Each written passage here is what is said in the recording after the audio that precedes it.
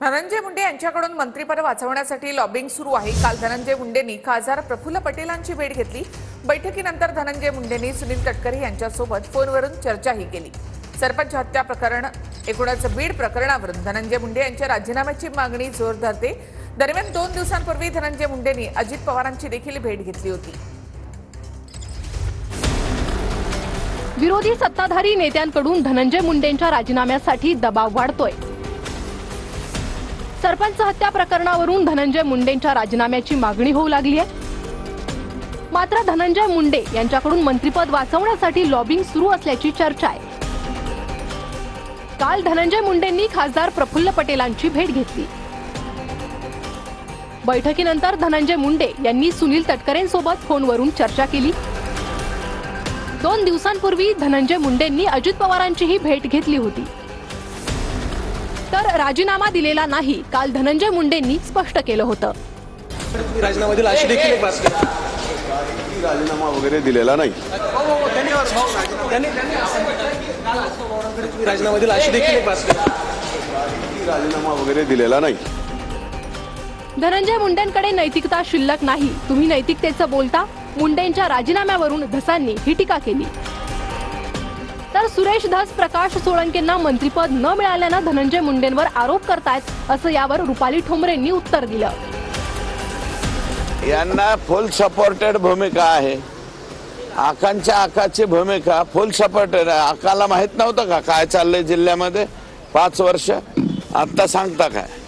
नैतिक जबाबदारी म्हणून राजीनामा दिला। नैतिकता शिल्लक नाही त्यांच्याकडे, तर तुम्ही नैतिकता सांगायला जे आमदार दस आहेत त्यांना मंत्रिपद न मिळता पंकजा मुंडे ताईंना मंत्रिपद मिळालं। भाजपचा विषय आमच्या याच्यामध्ये प्रकाश सोळंकेंना न मिळता धनंजय मुंडेंना मिळालं। त्याचा कुठेतरी रोष, त्याचं कुठेतरी सल ही या हत्याच्या माध्यमातून काढताना दिसतायत राजकारणी। दरम्यान धनंजय मुंडे आणि वाल्मिक कराडांना अडकवण्याचा प्रयत्न होतोय, असा दावा लक्ष्मण हाकेंनी केलाय। निवडणुका जिंकायला तुम्हाला वाल्मिकांना चालतात, वर्षानुवर्ष या गोष्टी चालतात। त्यांच्या स्किलचा उपयोग तुम्ही करून घेता आणि अचानक तुम्हाला काय काय सुचतं, फक्त धनंजय मुंडे दिसतात। मला वाटतंय या माणसांना अडकवलं जातंय। तो आष्टी पाटोद्याचा आमदार म्हणतो स्वर्गीय संतोष देशमुख यांच्या हत्येचं राजकारण सुरू केलं।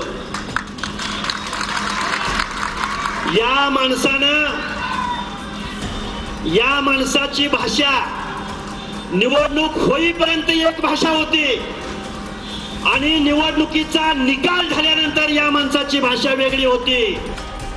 राजीनामा द्यायचा की नाही हा त्यांचा प्रश्न। माझ्यावर आरोप झाला तेव्हा मी राजीनामा दिला होता, असं राजीनाम्याच्या चर्चावर अनिल देशमुखांनी म्हटलंय। तो आता त्यांचा प्रश्न आहे की शासनाचा प्रश्न आहे किंवा त्या पक्षाचे जे नेते आहेत त्यांचा प्रश्न आहे। पण मग आपल्याला कल्पना आहे की माझ्यावर जे आरोप झाला होता, ज्या दिवशी आरोप झाला त्याच्यानंतर जी चौकशी लागल्यानंतर मी त्याच वेळेस राजीनामा दिला होता। तर एवढे आरोप असून राजीनामा दिला नाही, धनंजय मुंडे पुरुष वेश्या अशी टीका करताना जानकरांची जीभ घसरली आहे। यावर उत्तर देताना जानकरांवर संस्कार झाले नाहीत अशी टीका रुपाली ठोंबरे यांनी केली आहे। स्त्री वेश्या असते मी पाहिलेलं आहे, पण पुरुष वेश्या असू शकतो।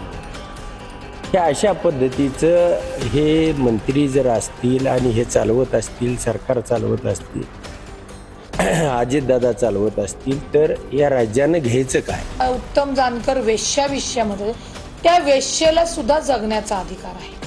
तुम्ही लोकप्रतिनिधी म्हणून जर आपापसातला राजकीय कुरगुडी, राजकीय विरोधक म्हणून अशी भाषा वापरणार असाल तर या विधानाचा मी जाहीर निषेध करते आणि असे विधाने करणारे लोकप्रतिनिधी लायकीचे नाहीयेत, त्यांना त्यांच्या घरातनं संस्कार झालेले नाहीयेत। पंकजा मुंडे यांनी त्यांच्या